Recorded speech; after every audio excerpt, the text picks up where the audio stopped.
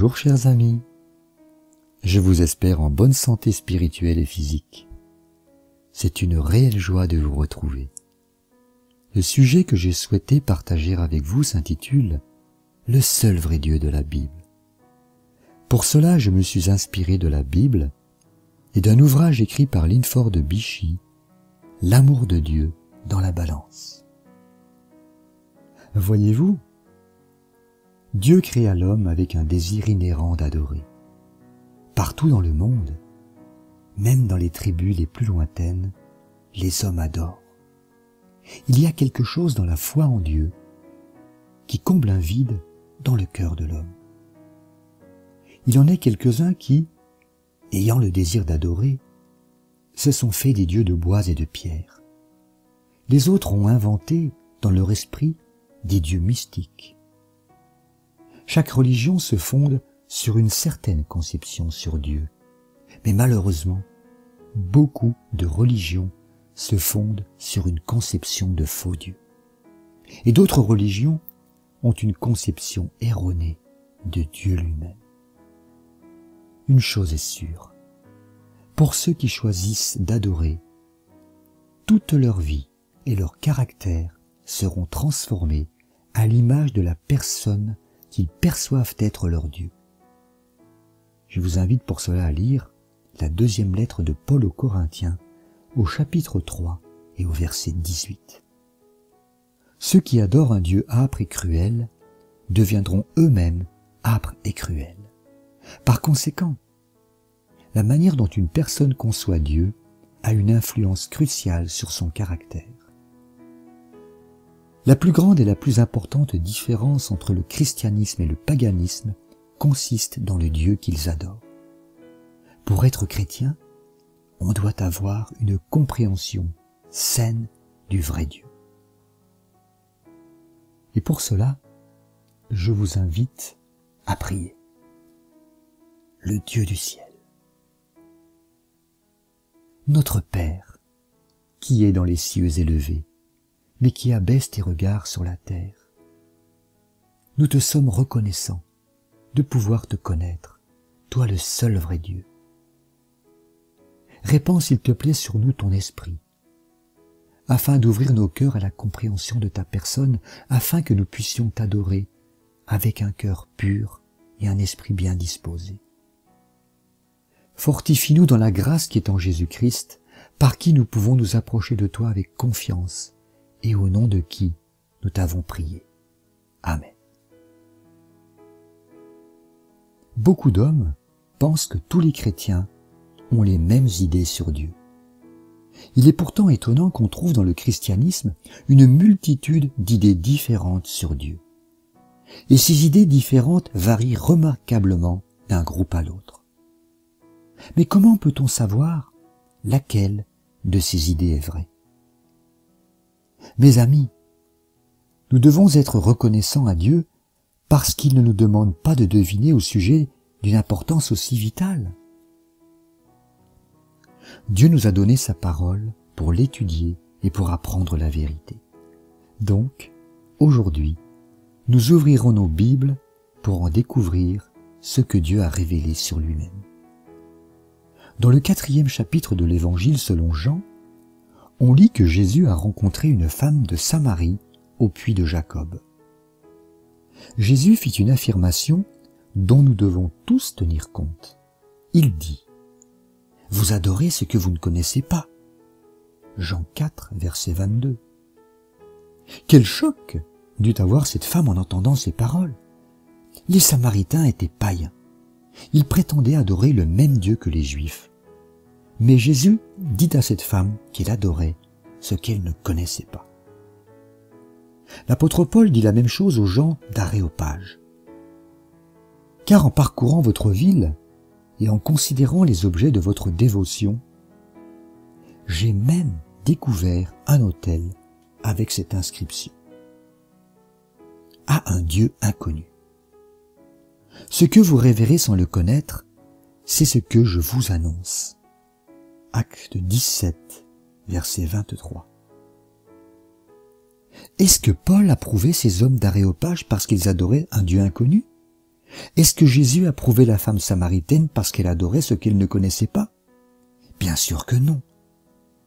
Ce genre d'adoration est inutile et déplaît à Dieu. Dans le livre de Jérémie, au chapitre 9, versets 23 et 24, Dieu dit: Ainsi parle l'Éternel, que le sage ne se glorifie pas de sa sagesse, que le fort ne se glorifie pas de sa force, que le riche ne se glorifie pas de sa richesse, mais que celui qui veut se glorifie d'avoir de l'intelligence et de me connaître, de savoir que je suis l'Éternel qui exerce la bonté, le droit et la justice sur la terre. Car c'est à cela que je prends plaisir, dit l'Éternel. Dieu désire que nous l'aimions et que nous l'adorions parce que nous connaissons son caractère. Il veut que nous comprenions son caractère de sorte que, lorsque nous l'adorons, nous sachions ce que nous adorons. Quand nous adorons ce que nous ne connaissons pas, nous n'adorons finalement pas le vrai Dieu. Ceux qui avaient élevé un autel à un Dieu inconnu n'adoraient pas le vrai Dieu. Ils adoraient quelqu'un, mais ils n'adoraient pas le vrai Dieu du ciel. La Bible nous dit que lorsqu'on adore les faux dieux ou les idoles, on adore en réalité Satan. Paul dit: « Je dis que ce qu'on sacrifie, on le sacrifie à des démons et non à Dieu. Or, je ne veux pas que vous soyez en communion avec les démons. » 1 Corinthiens 10, verset 20. De même, ils ont excité sa jalousie par des dieux étrangers, ils l'ont irrité par des abominations, ils ont sacrifié à des idoles qui ne sont pas dieux, à des dieux qu'ils ne connaissaient point, nouveaux, venus depuis peu, et que vos pères n'avaient pas craint. Deutéronome 32, versets 16 et 17. Nous voyons là que d'après la Bible, adorer des idoles ou des dieux que l'on ne connaît pas revient à adorer des démons. Mes amis, cette question est d'une importance vitale.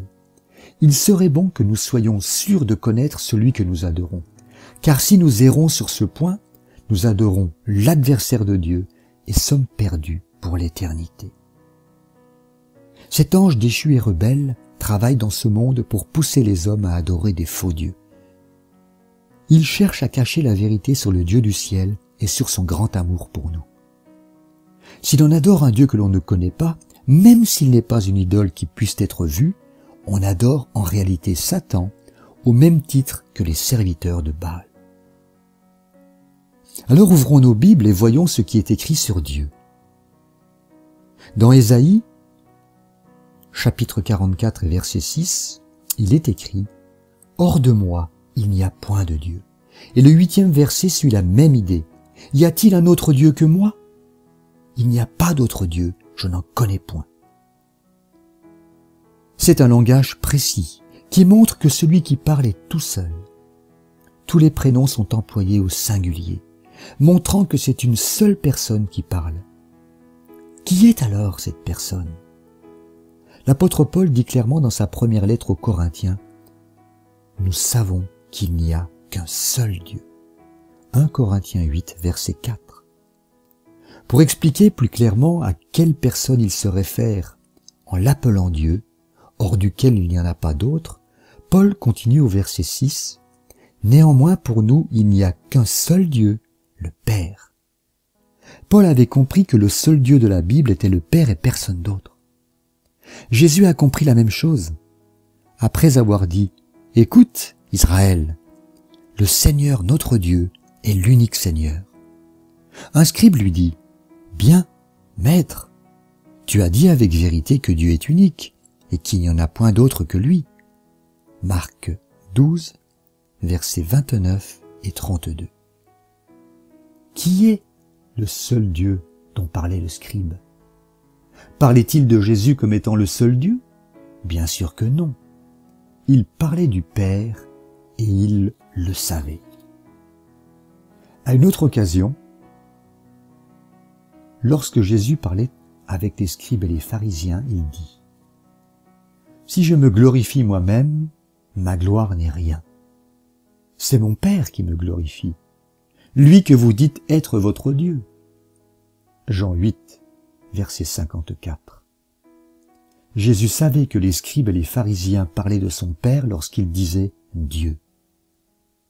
Quand ce scribe dit Dieu est l'unique Seigneur et qu'il n'y en a aucun autre que lui, Jésus savait qu'il parlait de son Père. Jésus a-t-il contredit le scribe en lui disant « Tu te trompes, c'est moi qui suis le seul Dieu de la Bible ». Non, il ne l'a pas fait. Au contraire, Jésus approuva sa réponse, s'exclamant « Tu n'es pas loin du royaume de Dieu ». Jésus savait que cet homme avait raison quand il disait qu'il n'y a qu'un seul Dieu, le Père, et qu'il n'y en a aucun autre. Le Père est appelé le seul vrai Dieu. Jean 17, verset 3. Le Dieu très haut. Marc 5, verset 7. Le seul souverain. 1 Timothée 6, verset 15. Le seul Dieu est Père de tous. Éphésiens 4, verset 6. Et on dit plusieurs fois qu'il n'y a pas d'autre Dieu que lui. L'Écriture dit clairement que le seul Dieu de la Bible est Dieu le Père. 1 Corinthiens 8, verset 6. Le Père affirme qu'il est le seul Dieu de la Bible et qu'il n'y en a aucun autre que lui. Jésus enseignait également la même chose. Pourtant, dans le Nouveau Testament, on découvre que Jésus aussi est appelé Dieu. Hébreux 1, verset 8. Comment est-ce possible? Eh bien, parce que ce terme est employé pour indiquer que dans sa nature, le Christ est au même niveau que son Père. Ce que l'on ne peut affirmer pour aucun autre être de l'univers. La Bible dit que Christ était en forme de Dieu. Philippiens 2, verset 6. Le Fils de Dieu est divin par sa nature, car son Père est divin, tout comme je suis humain parce que mes parents sont humains. Mais même si le mot Dieu est employé pour Christ, il a un sens limité, car Christ a un Dieu qui est le chef de Christ, au-dessus de tous et plus grand que lui. 1 Corinthiens 11, verset 3, Éphésiens 4, verset 6, Jean 14, verset 28. Lorsqu'on emploie le mot Dieu avec son sens illimité et absolu, alors on ne peut parler que d'une seule personne, le Père.